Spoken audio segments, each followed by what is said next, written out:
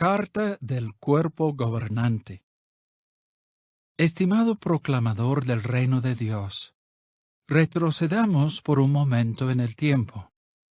Es la mañana del viernes 2 de octubre de 1914.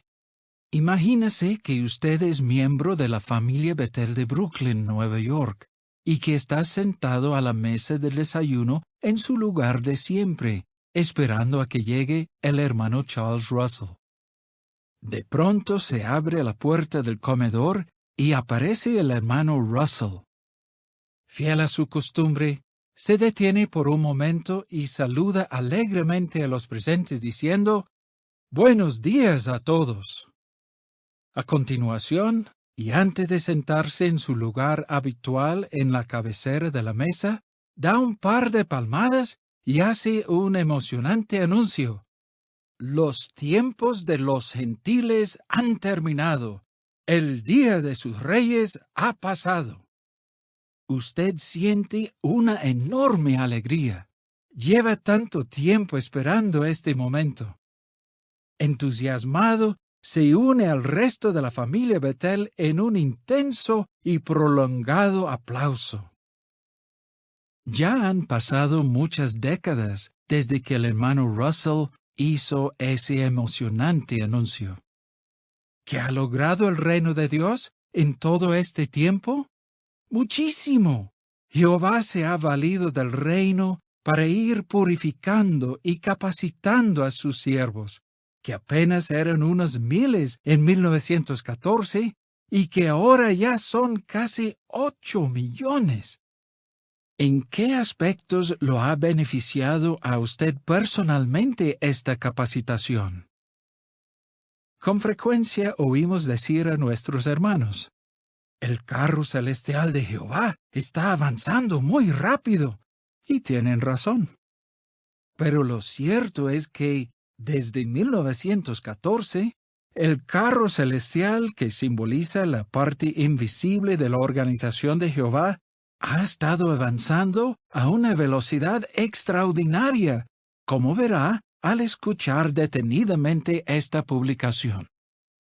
Los proclamadores del reino se han valido de muchos métodos innovadores para predicar las buenas nuevas por todo el mundo, entre ellos artículos en periódicos, marchas con pancartas, presentaciones audiovisuales, tarjetas de testimonio, gramófonos, la radio e incluso Internet.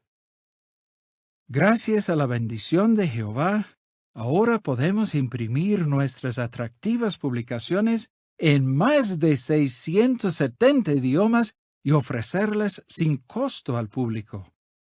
Voluntarios abnegados colaboran en la construcción de salones del reino, salones de asambleas y sucursales, tanto en países prósperos como en países con recursos limitados. Además, cuando ocurre un desastre, nuestros amorosos hermanos acuden sin demora en auxilio de los damnificados, con lo que demuestran que de verdad han nacido para cuando hay angustia. Proverbios 17:17. A veces, el clero y otros opositores conspiran para hacernos injusticias en nombre de la ley. Salmo 94:20, versión israelita nazarena. Pero fortalece mucho nuestra fe ver que vez tras vez sus planes fracasan y resultan en el adelantamiento de las buenas nuevas. Filipenses 1:12. Es un honor colaborar con ustedes, queridos hermanos, domésticos igual que nosotros, y tengan la seguridad de que los amamos mucho. Le suplicamos a Jehová que el contenido de esta publicación los ayude a valorar más que nunca su herencia espiritual. Capítulo 1. Venga tu reino. Idea central del capítulo. Las enseñanzas de Jesús sobre el reino de Dios. Párrafos 1 y 2. Pregunta: ¿qué les dijo Jehová a 3 apóstoles de Jesús y qué hicieron ellos? Si escuchara la voz de Jehová dándole una orden desde el cielo, ¿qué haría usted? Sin importar lo que fuera, ¿verdad que estaría más que dispuesto a obedecerle? Eso fue justo lo que les pasó a 3 apóstoles de Jesús: Pedro, Santiago y Juan. Mateo 17, 1-5 relata: 6 días después Jesús tomó consigo a Pedro y a Santiago y a Juan su hermano, y los llevó a una montaña encumbrada donde estuvieron solos. Y fue transfigurado delante de ellos, y su rostro resplandeció como el sol, y sus prendas de vestir exteriores se hicieron esplendorosas como la luz. Y mire, se les aparecieron Moisés y Elías, que conversaban con él. Tomando Pedro la palabra, dijo a Jesús: Señor, es excelente que estemos aquí. Si quieres, erigiré aquí 3 tiendas, una para ti, y una para Moisés, y una para Elías.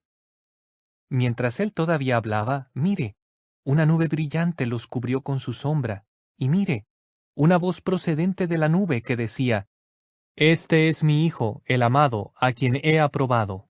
Escúchenle. Algún tiempo después de la Pascua del año 32 de nuestra era, se hallaban con su maestro en una montaña encumbrada. En una visión contemplaron a Jesús en su futuro puesto como glorioso Rey celestial. La visión era tan real que Pedro quiso participar en ella. Pero mientras él hablaba, una nube cubrió a todos los presentes. Entonces oyeron algo que muy pocos seres humanos han tenido el privilegio de oír: la voz del propio Jehová. Después de declarar que Jesús era su Hijo, Jehová dijo sin rodeos: Escúchenle. Y los apóstoles cumplieron muy bien con esta orden. No solo escucharon lo que Jesús enseñó, sino que también exhortaron a otros a que hicieran lo mismo. Párrafo 3. Pregunta A. ¿Por qué nos pide Jehová que escuchemos a su Hijo? Pregunta B.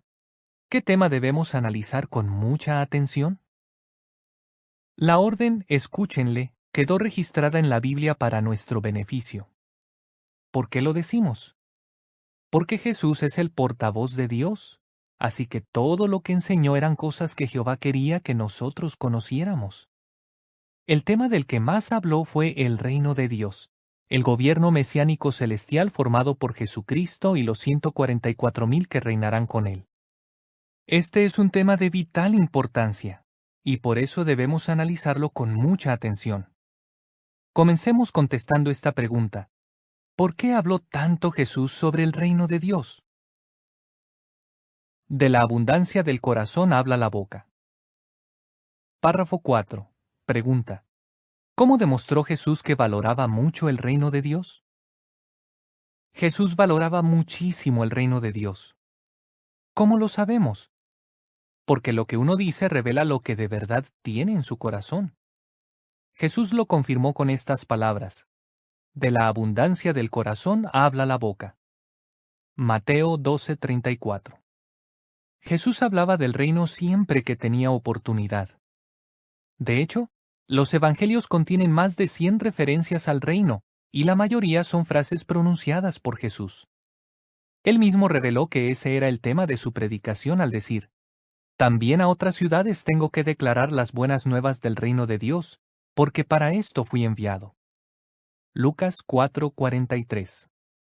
Incluso después de su resurrección, siguió hablándoles del reino a sus discípulos. El corazón de Jesús estaba tan lleno de aprecio por el reino que siempre hablaba de él. Párrafos 5-7. Pregunta A. ¿Cómo sabemos que Jehová valora mucho el reino? Ponga un ejemplo que lo ilustra. Pregunta B. ¿Qué podemos hacer nosotros para demostrar que también valoramos el reino? El reino es algo que Jehová también valora mucho. ¿Cómo llegamos a esta conclusión? Recordemos que fue Jehová quien envió a su Hijo unigénito a la tierra, y que todo lo que Jesús dijo y enseñó provenía de Jehová. Además, Dios proporcionó toda la información que contienen los 4 evangelios sobre la vida y el ministerio de Jesús. ¿Por qué es importante este hecho? Pongamos un ejemplo. Imagínese que quiere hacer un álbum de fotos de su familia, pero no caben en él todas las que tiene. ¿Qué puede hacer? seguramente elegirá las que valora más. Podríamos decir que los evangelios son como un álbum de fotos que nos permite conocer a Jesús. Jehová no inspiró a los evangelistas para que registraran hasta el último detalle de lo que Jesús dijo o hizo. Más bien, su Espíritu Santo los guió para poner por escrito las palabras y acciones de Jesús que nos ayudan a comprender el propósito de su ministerio y la voluntad de Jehová. Puesto que las enseñanzas de Jesús sobre el reino de Dios llenan las páginas de los evangelios, no hay duda de que el reino es de suma importancia para Jehová. Pause por un momento y piense en lo que esto significa. Jehová quiere que aprendamos sobre su reino. Todos deberíamos preguntarnos, ¿valoro yo el reino de Dios? Si así es, desearemos saber más sobre lo que Jesús enseñó sobre el reino, su importancia, cómo vendría y cuándo. ¿Cómo se contestará la petición «Venga tu reino»? Párrafo 8. Pregunta. ¿Cómo mostró Jesús la importancia del reino? Examinemos la oración del Padre Nuestro. Con un lenguaje sencillo y fácil de entender, Jesús mostró cuánta importancia tiene el reino al explicar lo que éste hará. Esta oración contiene 7 peticiones. Las primeras 3 están muy relacionadas entre sí y tienen que ver con el propósito de Jehová. En ellas pedimos que se santifique el nombre de Dios, venga su reino, y se haga su voluntad en la tierra, así como en el cielo. Mateo 6, 9 y 10 dice: Ustedes, pues, tienen que orar de esta manera. Padre nuestro que estás en los cielos, santificado sea tu nombre. Venga tu reino, efectúese tu voluntad, como en el cielo, también sobre la tierra. Mediante el reino mesiánico, Jehová santificará su nombre y cumplirá su voluntad. Párrafos 9 y 10. Pregunta A. ¿Cómo vendrá el reino de Dios? Pregunta B. ¿Qué promesa del reino espera usted con más anhelo que se haga realidad? ¿Cómo vendrá el reino de Dios? Cuando pedimos en oración «Venga tu reino», estamos pidiendo que el reino actúe de forma decisiva y traiga cambios a la tierra. Este ejercerá su pleno poder sobre el planeta entero. Reemplazará este malvado sistema de cosas, que incluye a todos los gobiernos humanos, por un nuevo mundo de justicia. Entonces toda la tierra será transformada en un paraíso. Las personas que estén en la memoria de Dios volverán a la vida y se reencontrarán con sus seres queridos. Quienes obedezcan las leyes divinas alcanzarán la perfección y disfrutarán de vida eterna. Por fin se hará la voluntad de Jehová en la tierra, tal como se hace en el cielo. ¿Verdad que anhelamos ver el cumplimiento de estas promesas bíblicas? No olvidemos que cada vez que oramos para que venga el reino de Dios, estamos pidiendo que esas maravillosas promesas se hagan realidad. Está claro que la petición «Venga tu reino» todavía no se ha contestado por completo. Los gobiernos humanos siguen en el poder y el nuevo mundo de justicia aún no ha llegado. Sin embargo, hay buenas noticias. Como veremos en el siguiente capítulo, el reino de Dios ya ha sido establecido. Pero primero analicemos lo que dijo Jesús sobre cuándo se establecería y cuándo vendría dicho reino. ¿Cuándo se establecería el reino de Dios? Párrafo 11. Pregunta. ¿Qué indicó Jesús sobre el establecimiento del reino? Algunos discípulos de Jesús esperaban que el reino fuera establecido en el siglo I, pero él indicó que no sería así. Veamos lo que nos muestran 2 parábolas que Jesús narró con menos de 2 años de diferencia. Párrafo 12. Pregunta. ¿Cómo indica la parábola del trigo y la mala hierba que el reino no fue establecido en el siglo I? La parábola del trigo y la mala hierba. Mateo 13, 24 a 30 dice: Otra ilustración les propuso, diciendo: El reino de los cielos ha llegado a ser semejante a un hombre que sembró semilla excelente en su campo. Mientras los hombres dormían, vino el enemigo de él y sobresembró mala hierba entre el trigo, y se fue. Cuando el tallo brotó y produjo fruto, entonces apareció también la mala hierba. De modo que los esclavos del amo de casa vinieron y le dijeron: Amo, ¿no sembraste semilla excelente en tu campo? Entonces, ¿cómo sucede que tiene mala hierba? Él les dijo: Un enemigo, un hombre, hizo esto. Ellos le dijeron, ¿quieres pues que vayamos y la juntemos? Él dijo, no, no sea que por casualidad al juntar la mala hierba, desarraiguen el trigo junto con ella. Dejen que ambos crezcan juntos hasta la siega, y en la época de la siega diré a los segadores, junten primero la mala hierba y átenla en haces para quemarla. Entonces pónganse a recoger el trigo en mi granero. Después de relatarla, quizás en la primavera del año 31, Jesús se la explicó a sus discípulos. Repasemos algunos detalles de esta parábola y su significado. Después de la muerte de los apóstoles, el diablo sembraría mala hierba, cristianos falsos, entre el trigo, los hijos del reino, es decir, los cristianos ungidos.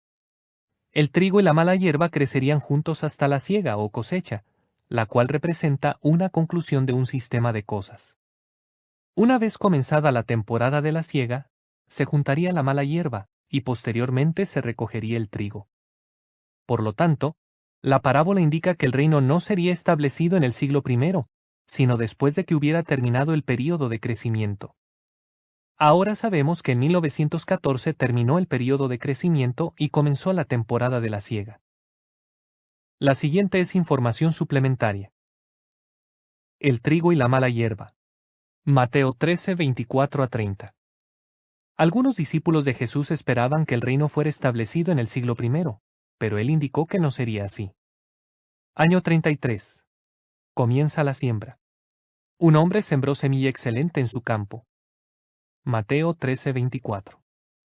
Mientras los hombres dormían, vino el enemigo de él y sobresembró mala hierba. Mateo 13:25. Que ambos crezcan juntos hasta la siega. Mateo 13:30. 1914. Comienza la temporada de la siega. Se junta la mala hierba y se ata en haces. Mateo 13:30. Retorno al capítulo. Párrafo 13. Pregunta. ¿Qué parábola usó Jesús para indicar que no sería coronado rey en cuanto regresara al cielo? La parábola de las minas. Lucas 19:11-13 menciona. Mientras ellos escuchaban estas cosas, habló también una ilustración, porque estaba cerca de Jerusalén y ellos se imaginaban que el reino de Dios iba a exhibirse instantáneamente. Por lo tanto dijo, cierto hombre de noble nacimiento viajó a una tierra distante para conseguir para sí poder real y volver. Llamando a 10 esclavos suyos, les dio 10 minas y les dijo, negocien hasta que venga. Jesús relató esta parábola en el año 33, cuando se dirigía a Jerusalén por última vez. Algunos de sus oyentes se imaginaban que Jesús establecería el reino tan pronto como llegaran a Jerusalén. Para ayudarlos a corregir su punto de vista y mostrarles que faltaba mucho para que se estableciera el reino, Jesús se comparó a sí mismo con un hombre de noble nacimiento que viajó a una tierra distante para conseguir para sí poder real. La nota a pie de página dice, es probable que esta parábola de Jesús les recordara a sus oyentes a Arquelao, hijo de Herodes el Grande. Antes de morir, Herodes lo nombró su sucesor como gobernante de Judea y otras regiones. Sin embargo, Arquelao primero tuvo que hacer un largo viaje a Roma para asegurarse de contar con la aprobación de César Augusto. Fin de la nota. En el caso de Jesús, la tierra distante era el cielo, donde su Padre le daría autoridad para reinar. Jesús estaba al tanto de que no sería coronado rey en cuanto regresara al cielo. Sabía que tendría que esperar, sentado a la diestra de Dios, a que llegara el momento señalado. Y esa espera duró muchos siglos. ¿Cuándo vendría el reino? Párrafo 14. Pregunta A. ¿Cómo respondió Jesús a la pregunta que le hicieron 4 de sus apóstoles? Pregunta B. ¿Qué nos indica el cumplimiento de la profecía de Jesús sobre su presencia y el reino? Unos días antes de la muerte de Jesús, 4 de sus apóstoles le preguntaron, ¿qué será la señal de tu presencia y de la conclusión del sistema de cosas? Mateo 24:3. Jesús respondió mediante la extensa profecía registrada en los capítulos 24 y 25 de Mateo. Dicha profecía incluye detalles sobre algunos de los sucesos mundiales característicos de un período conocido como su presencia. el comienzo de su presencia coincidiría con el establecimiento del reino, y el final de su presencia coincidiría con la venida del reino. Tenemos abundantes pruebas de que la profecía de Jesús se ha estado cumpliendo desde 1914. En vista de ello, llegamos a la conclusión de que en ese año comenzó la presencia de Jesús y se estableció el reino. Párrafos 15 y 16. Pregunta: ¿a quiénes se refirió Jesús cuando habló de esta generación? Ahora bien, ¿cuándo vendrá por fin el reino? Jesús no reveló el momento exacto, pero sí dijo algo que nos garantiza que el fin está muy cerca. Indicó que el reino vendría después de que ciertas personas, esta generación, presenciaran el cumplimiento de la señal profética. Mateo 24, 32 a 34 dice: Ahora bien, aprendan de la higuera como ilustración este punto. Luego que su rama nueva se pone tierna y brota hojas, ustedes saben que el verano está cerca. Asimismo también ustedes, cuando vean todas estas cosas, sepan que Él está cerca, a las puertas. En verdad les digo que de ningún modo pasará esta generación hasta que sucedan todas estas cosas. ¿A quiénes se estaba refiriendo Jesús? Analicemos más a fondo sus palabras. Esta generación. ¿Se refería Jesús a personas que no creían en Él? En realidad no. Primero notemos con quiénes hablaba Jesús. Él dio esta profecía a los apóstoles que se acercaron a Él privadamente. Mateo 24:3. No faltaba mucho para que se ungiera a todos los apóstoles con Espíritu Santo. Ahora fijémonos en el contexto. Antes de hablar de esta generación, Jesús dijo: Ahora bien, aprendan de la higuera como ilustración este punto. Luego que su rama nueva se pone tierna y brota hojas, ustedes saben que el verano está cerca. Asimismo también, ustedes, cuando vean todas estas cosas, sepan que Él está cerca, a las puertas. Los seguidores ungidos de Cristo podrían ver las cosas que predijo y comprender su significado, que Él estaría cerca, a las puertas. Las personas que no creyeran en Él no podrían hacerlo. Por lo tanto, cuando Jesús habló de esta generación, se estaba refiriendo a sus discípulos ungidos. La siguiente es información suplementaria. Generación. Mateo 24, 32 a 34. Jesús indicó que el reino vendría después de que esta generación presenciara el cumplimiento de la señal profética. 1914. Esta generación. Grupo 1.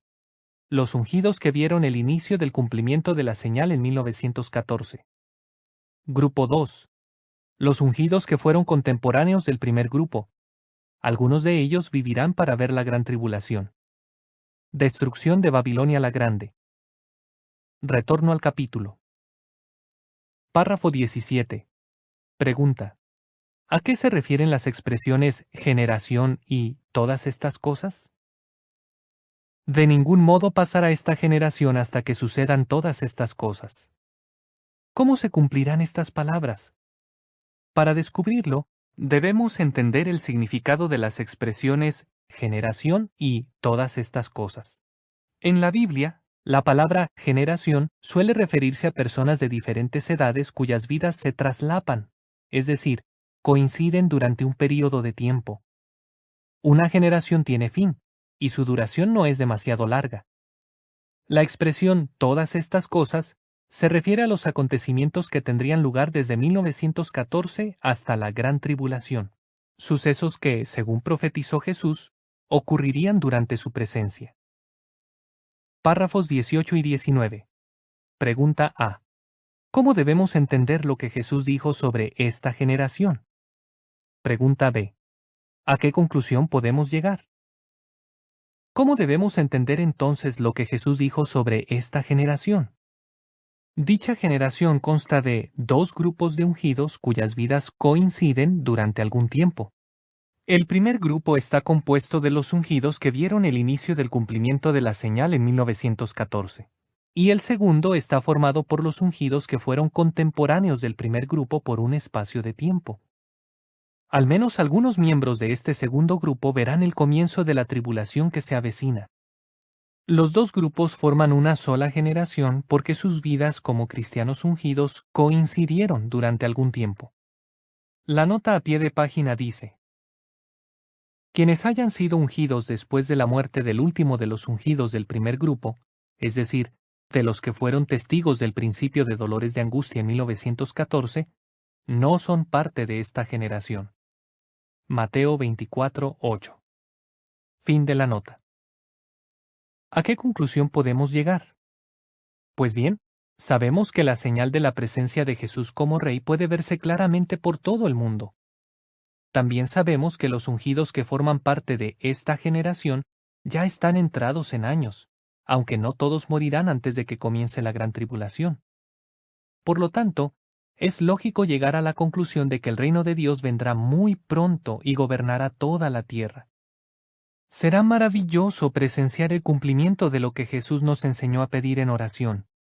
Venga tu reino. Párrafo 20. Pregunta A. ¿Qué asunto de gran importancia se examinará en esta publicación? Pregunta B. ¿Qué analizaremos en el siguiente capítulo? Nunca olvidemos la orden que Jehová dio desde el cielo respecto a Jesús. Escúchenle. Los cristianos verdaderos estamos más que dispuestos a obedecer ese mandato. Tenemos un enorme interés en todo lo que Jesús dijo y enseñó sobre el reino de Dios.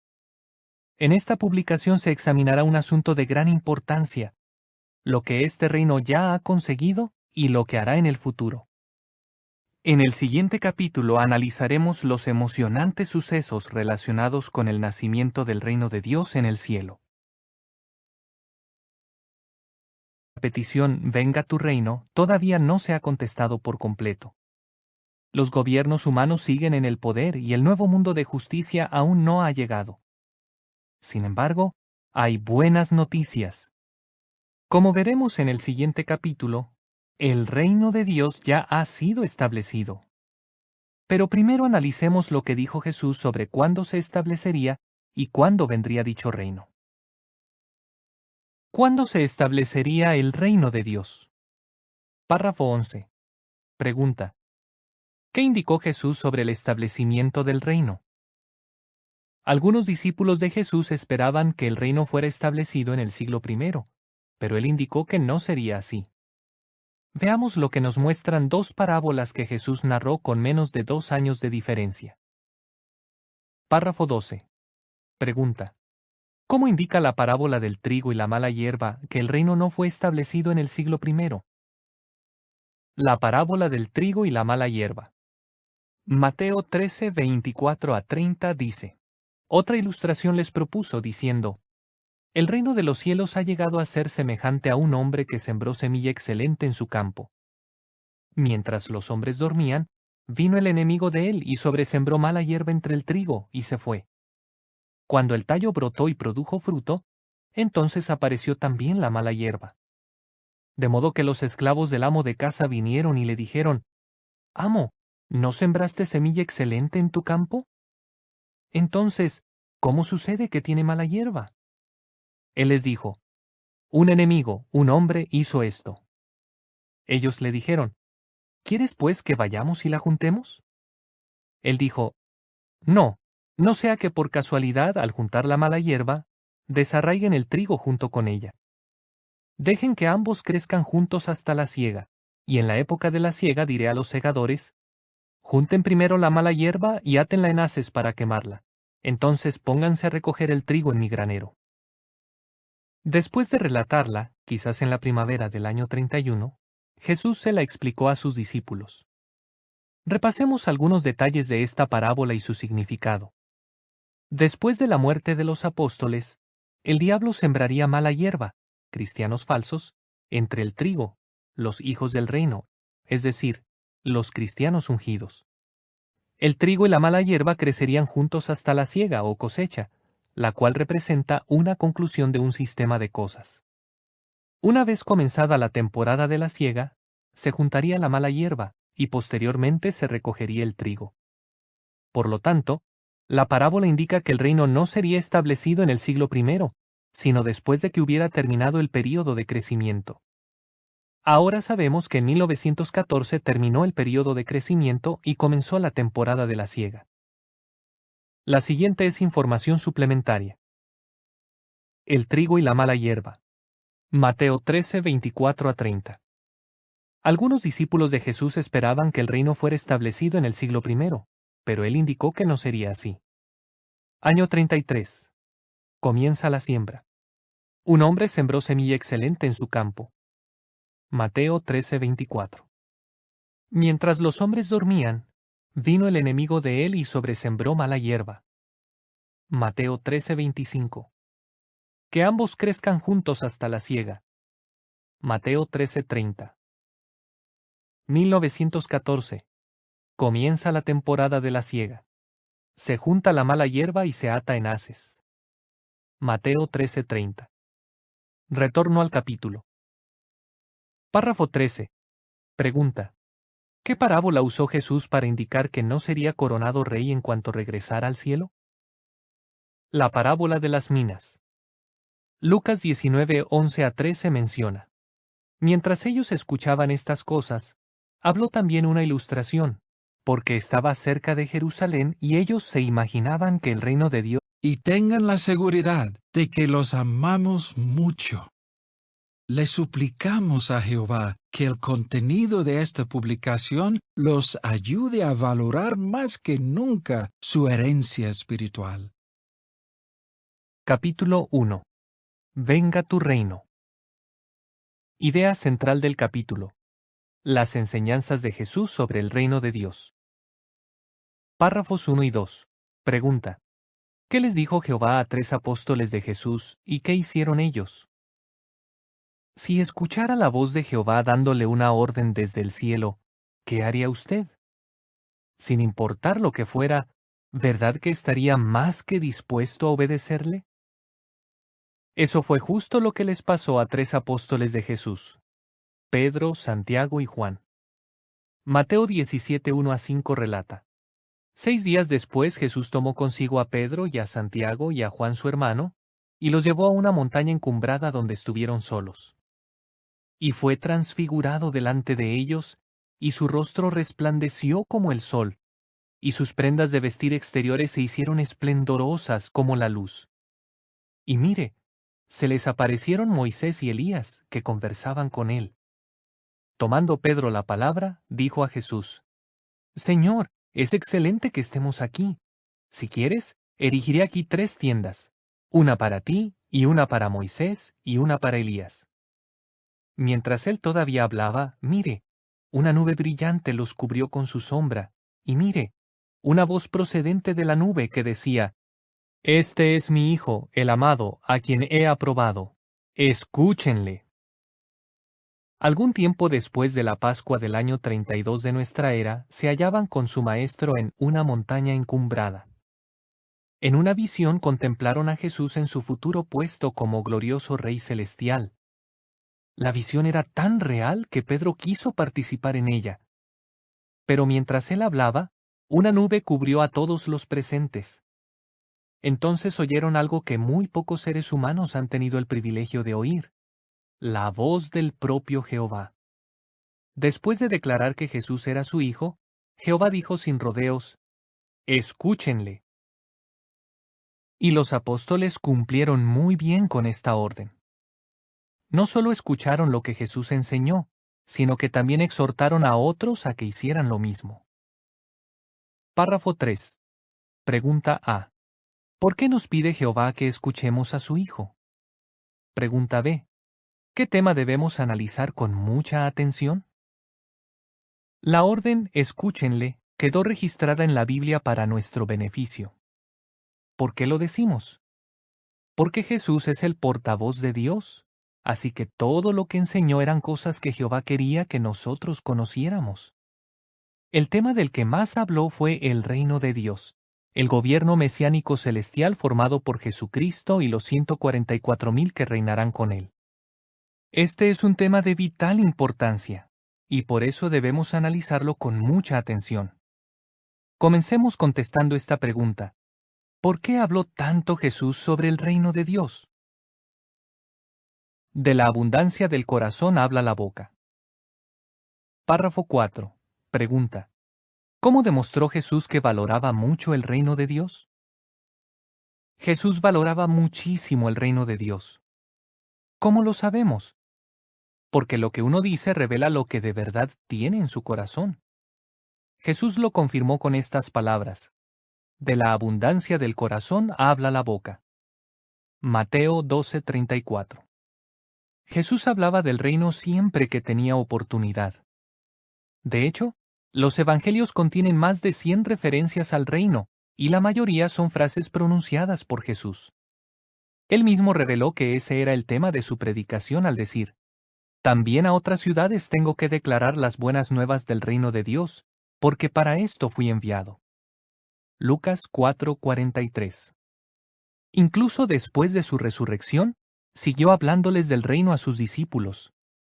El corazón de Jesús estaba tan lleno de aprecio por el reino que siempre hablaba de él. Párrafos 5 a 7. Pregunta A. ¿Cómo sabemos que Jehová valora mucho el reino? Ponga un ejemplo que lo ilustra. Pregunta B. ¿Qué podemos hacer nosotros para demostrar que también valoramos el reino? El reino es algo que Jehová también valora mucho. ¿Cómo llegamos a esta conclusión? Recordemos que fue Jehová quien envió a su Hijo unigénito a la tierra, y que todo lo que Jesús dijo y enseñó provenía de Jehová.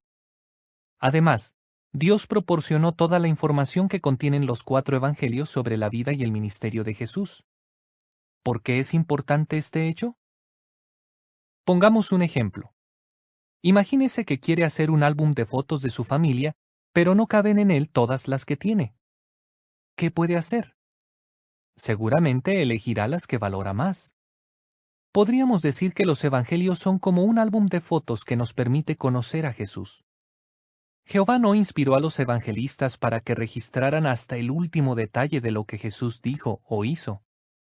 Más bien, su Espíritu Santo los guió para poner por escrito las palabras y acciones de Jesús que nos ayudan a comprender el propósito de su ministerio y la voluntad de Jehová. Puesto que las enseñanzas de Jesús sobre el reino de Dios llenan las páginas de los evangelios, no hay duda de que el reino es de suma importancia para Jehová. Pause por un momento y piense en lo que esto significa. Jehová quiere que aprendamos sobre su reino. Todos deberíamos preguntarnos, ¿valoro yo el reino de Dios? Si así es, desearemos saber más sobre lo que Jesús enseñó sobre el reino, su importancia, cómo vendría y cuándo. ¿Cómo se contestará la petición «Venga tu reino»? Párrafo 8. Pregunta. ¿Cómo mostró Jesús la importancia del reino? Examinemos la oración del Padre Nuestro. Con un lenguaje sencillo y fácil de entender, Jesús mostró cuánta importancia tiene el reino al explicar lo que éste hará. Esta oración contiene 7 peticiones. Las primeras 3 están muy relacionadas entre sí y tienen que ver con el propósito de Jehová. En ellas pedimos que se santifique el nombre de Dios, venga su reino, y se haga su voluntad en la tierra, así como en el cielo. Mateo 6, 9 y 10 dice, Ustedes, pues, tienen que orar de esta manera. Padre nuestro que estás en los cielos, santificado sea tu nombre. Venga tu reino, efectúese tu voluntad, como en el cielo, también sobre la tierra. Mediante el reino mesiánico, Jehová santificará su nombre y cumplirá su voluntad. Párrafos 9 y 10. Pregunta A. ¿Cómo vendrá el reino de Dios? Pregunta B. ¿Qué promesa del reino espera usted con más anhelo que se haga realidad? ¿Cómo vendrá el reino de Dios? Cuando pedimos en oración «Venga tu reino», estamos pidiendo que el reino actúe de forma decisiva y traiga cambios a la tierra. Este ejercerá su pleno poder sobre el planeta entero. Reemplazará este malvado sistema de cosas, que incluye a todos los gobiernos humanos, por un nuevo mundo de justicia. Entonces toda la tierra será transformada en un paraíso. Las personas que estén en la memoria de Dios volverán a la vida y se reencontrarán con sus seres queridos. Quienes obedezcan las leyes divinas alcanzarán la perfección y disfrutarán de vida eterna. Por fin se hará la voluntad de Jehová en la tierra, tal como se hace en el cielo. ¿Verdad que anhelamos ver el cumplimiento de estas promesas bíblicas? No olvidemos que cada vez que oramos para que venga el reino de Dios, estamos pidiendo que esas maravillosas promesas se hagan realidad. Está claro que la luz iba a exhibirse instantáneamente. Por lo tanto dijo, cierto hombre de noble nacimiento viajó a una tierra distante para conseguir para sí poder real y volver. Llamando a 10 esclavos suyos, les dio 10 minas y les dijo, negocien hasta que venga. Jesús relató esta parábola en el año 33, cuando se dirigía a Jerusalén por última vez. Algunos de sus oyentes se imaginaban que Jesús establecería el reino tan pronto como llegaran a Jerusalén. Para ayudarlos a corregir su punto de vista y mostrarles que faltaba mucho para que se estableciera el reino, Jesús se comparó a sí mismo con un hombre de noble nacimiento que viajó a una tierra distante para conseguir para sí poder real. La nota a pie de página dice, es probable que esta parábola de Jesús les recordara a sus oyentes a Arquelao, hijo de Herodes el Grande. Antes de morir, Herodes lo nombró su sucesor como gobernante de Judea y otras regiones. Sin embargo, Arquelao primero tuvo que hacer un largo viaje a Roma para asegurarse de contar con la aprobación de César Augusto. Fin de la nota. En el caso de Jesús, la tierra distante era el cielo, donde su Padre le daría autoridad para reinar. Jesús estaba al tanto de que no sería coronado rey en cuanto regresara al cielo. Sabía que tendría que esperar, sentado a la diestra de Dios, a que llegara el momento señalado. Y esa espera duró muchos siglos. ¿Cuándo vendría el reino? Párrafo 14. Pregunta A. ¿Cómo respondió Jesús a la pregunta que le hicieron 4 de sus apóstoles? Pregunta B. ¿Qué nos indica el cumplimiento de la profecía de Jesús sobre su presencia y el reino? Unos días antes de la muerte de Jesús, 4 de sus apóstoles le preguntaron, ¿qué será la señal de tu presencia y de la conclusión del sistema de cosas? Mateo 24:3. Jesús respondió mediante la extensa profecía registrada en los capítulos 24 y 25 de Mateo. Dicha profecía incluye detalles sobre algunos de los sucesos mundiales característicos de un período conocido como su presencia. El comienzo de su presencia coincidiría con el establecimiento del reino, y el final de su presencia coincidiría con la venida del reino. Tenemos abundantes pruebas de que la profecía de Jesús se ha estado cumpliendo desde 1914. En vista de ello, llegamos a la conclusión de que en ese año comenzó la presencia de Jesús y se estableció el reino. Párrafos 15 y 16. Pregunta. ¿A quiénes se refirió Jesús cuando habló de esta generación? Ahora bien, ¿cuándo vendrá por fin el reino? Jesús no reveló el momento exacto, pero sí dijo algo que nos garantiza que el fin está muy cerca. Indicó que el reino vendría después de que ciertas personas, esta generación, presenciaran el cumplimiento de la señal profética. Mateo 24:32-34 dice, ahora bien, aprendan de la higuera como ilustración este punto. Luego que su rama nueva se pone tierna y brota hojas, ustedes saben que el verano está cerca. Asimismo también, ustedes, cuando vean todas estas cosas, sepan que Él está cerca, a las puertas. En verdad les digo que de ningún modo pasará esta generación hasta que sucedan todas estas cosas. ¿A quiénes se estaba refiriendo Jesús? Analicemos más a fondo sus palabras. Esta generación. ¿Se refería Jesús a personas que no creían en Él? En realidad no. Primero notemos con quiénes hablaba Jesús. Él dio esta profecía a los apóstoles que se acercaron a Él privadamente. Mateo 24:3. No faltaba mucho para que se ungiera a todos los apóstoles con Espíritu Santo. Ahora fijémonos en el contexto.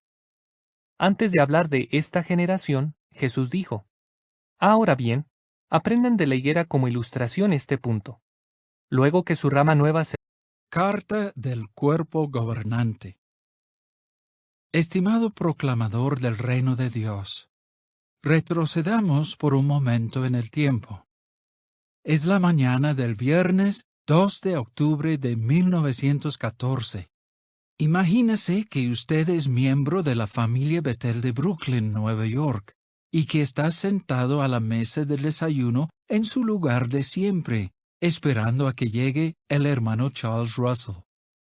De pronto se abre la puerta del comedor y aparece el hermano Russell. Fiel a su costumbre, se detiene por un momento y saluda alegremente a los presentes diciendo: «Buenos días a todos». A continuación, y antes de sentarse en su lugar habitual en la cabecera de la mesa, da un par de palmadas y hace un emocionante anuncio. «Los tiempos de los gentiles han terminado. El día de sus reyes ha pasado». Usted siente una enorme alegría. Lleva tanto tiempo esperando este momento. Entusiasmado, se une al resto de la familia Bethel en un intenso y prolongado aplauso.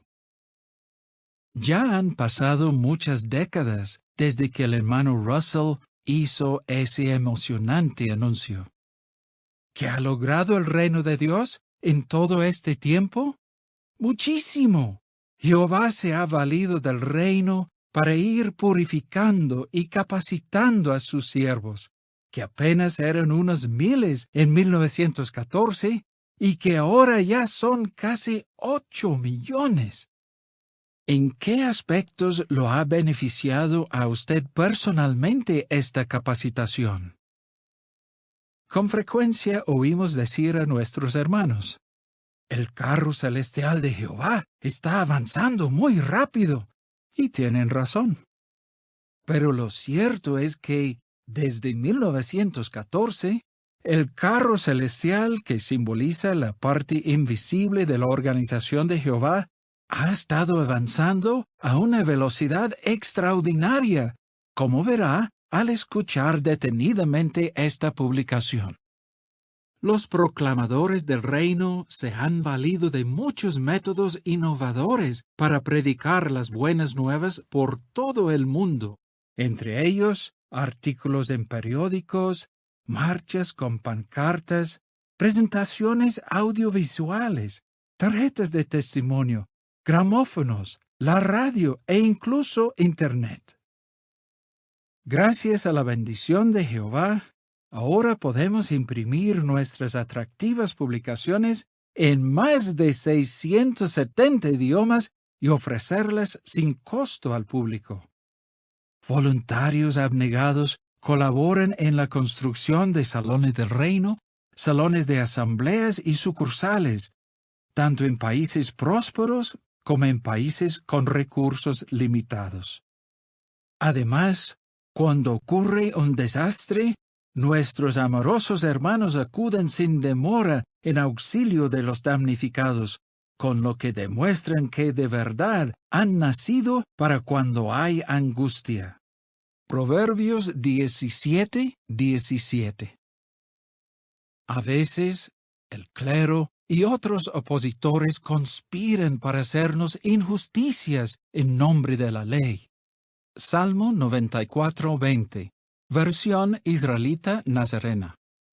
Pero fortalece mucho nuestra fe ver que vez tras vez sus planes fracasan y resultan en el adelantamiento de las buenas nuevas. Filipenses 1:12. Es un honor colaborar con ustedes, queridos hermanos, domésticos igual que nosotros.